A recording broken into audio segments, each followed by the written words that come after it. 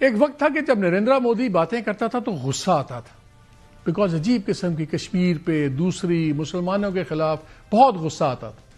پھر بیان المحسوس ہوئی، ہمیں اس پہ ہنسی آنی شروع ہوئی بھارتیوں پہ، کیونکہ یہ عجیب مسخہ خیز سٹوریز ان کو 6 مہینے کے بعد یاد آیا کہ ہاں 6 جہاز گر گئے تھے، کبھی انہوں نے لاہور فتح کر لیا، کبھی کراچی فتح کر لیا، کبھی اسلام آباد کے ساتھ سمندر دریافت کر لیا. اب جو ان پہ ترس آنا شروع ہو گیا. ابھی انڈر 19 کا ہماری میچ تھا چیمپئن شپ، جس پہ پاکستان نے بھارت کو ایک اور ذلت امیز شکست دی 191 رنز کی. اس کے بعد تو بالکل پاگل ہی ہو گئے.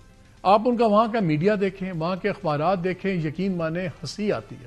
ایون جو انڈین کرکٹ بورڈ ہے اس نے لکھا ہے کہ جی بھارتی ٹیم 191 رن سے ہار گئی. یہ نہیں لکھا کس سے ہار گئی. اس پہ میمز چل رہی ہیں لوگوں کی کہ بھائی پاکستان سے ہار گئی، بھول گئے، پوچھ لو، اور ایک تماشا بنا ہوا ہے. ڈیورنگ دا میچ ان کے لڑکے جو ہے کرکٹرز، انہوں نے بہت سی بدتمیزیاں کی، گالی گلوچ کیا پاکستانی پلیئرز کے ساتھ. ہمارے بچوں نے کوئی اس کا جواب نہیں دیا، یا جواب اپنے بیٹ سے دیا یا اپنے بول سے دیا. سو یہ ایک تماشا بنا ہوا ہے. ابھی ان کا دکھ اور بھی بہت لیکن کیا کہیں، یہ جو باہر کے لوگ ہوتے ہیں ان کو نمک ڈالنا آتا ہے زخموں پہ. یہ بھی چیز اور بھی گرم ہوئی بھی تھی. تو آج ایک آرٹیکل بھی چھپ گیا کل. یہ ہے واشنگٹن ٹائمز، ایک سیریس پبلیکیشن ہے. اس پہ ایک آرٹیکل چھپا ہے بریگیڈیئر جنرل مارک کیمٹ کا. یہ امپورٹنٹ کیوں ہے؟ کیونکہ یہ کوئی مارک کیمٹ کوئی عام آدمی نہیں ہے کہ کوئی ریٹائرڈ جنرل ہے جس نے اٹھ کے لکھ دیا. مارک کیمٹ ہے یہ former deputy assistant secretary of defence for Near East and South Asia and former assistant secretary of state for political military affairs امریکہ میں رہے ہیں. یہ سیریس پوسٹ ہیں، یہ پالیسی میکنگ پوسٹ ہیں. وہ کیا لکھتے ہیں اس آرٹیکل میں اپنے؟ انہوں نے لکھا ہے جی انڈیا کا جو ایرا تھا نا واشنگٹن کا، انڈیا فرسٹ، یہ اب ختم ہو گیا. The era of India first in Washington has come to an end. انہوں نے ٹھیک ہے ابھی پاکستان کی چیزیں چل رہی بہت بہتر ہو گئی ہیں، کچھ فلوئڈ ہیں، ٹیمپرری بھی ہو سکتی ہیں، but basic understanding total change ہو گئی ہے. انہوں نے کہا کہ جو political impact, geopolitical impact ہو گیا ایک آج کے نئے پاکستان کا، یہ انڈینائبل ہے. اور پاکستان اب یو ایس ایڈمنسٹریشن کی آنکھوں میں place of importance of regional and international regional strategy جو ری شیپ کر رہا ہے پاکستان کی یو ایس پالیسی جو ہے. اور وہ کہتا ہے کہ جو ری رائٹ کر رہا ہے balance of power in South Asia.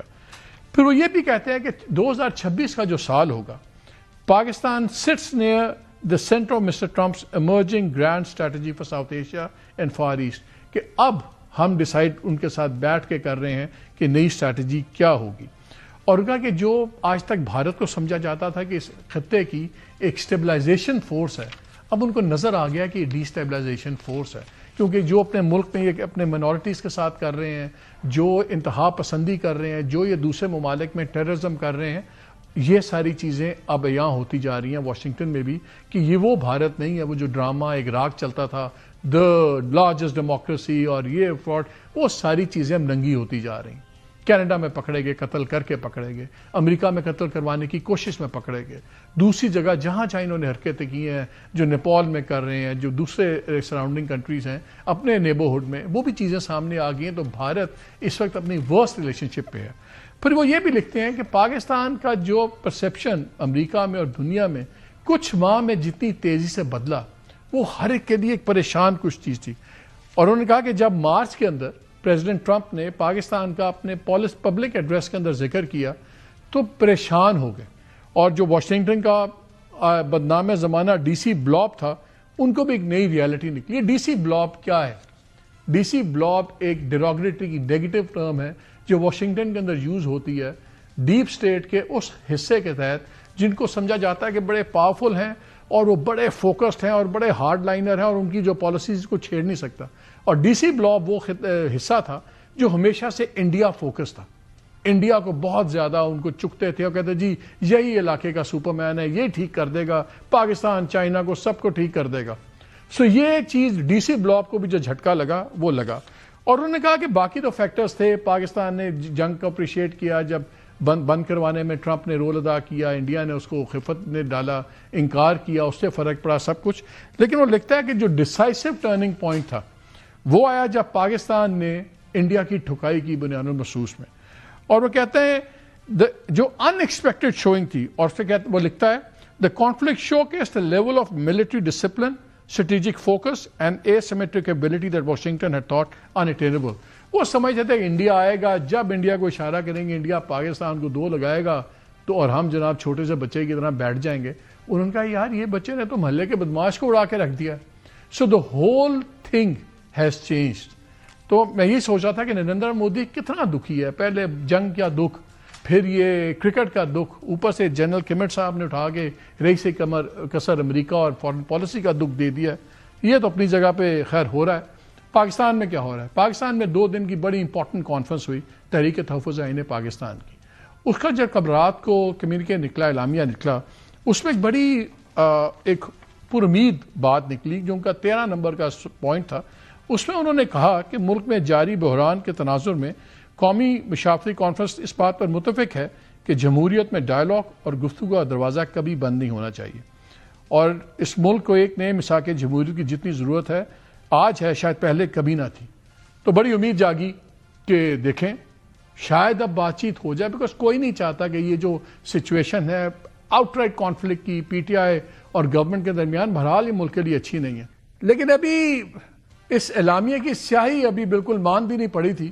تو آج عمران خان صاحب کی جو ہمشیرہ علیمہ خان صاحبہ, انہوں نے ایک بہت سخت بیان دے دیا جس نے یہ تمام گفتگو وغیرہ, اگرچہ اس اعلامیہ میں یہ بھی اناؤنس ہوا ہے کہ 8 فروری یوم سیاہ ہوگا اور اس دن ملک گیر ایک پہیہ جام ہڑتال ہوگی, شٹ ڈاؤن سٹرائک ہوگی, اس پہ بھی بات کریں گے کہ کتنی پاسبلٹی ہے. لیکن اگر کوئی بھی پرسیپشن تھا کہ بات چیت ہو سکتی ہے, وہ آج علیمہ خان صاحبہ نے وہ بھی ختم کر دیا, بلکہ ججز کو بھی, جیسے وہ کہتے ہیں نا کہ موویز میں چتاونی دے دی. وہ بھی ذرا سن لیں.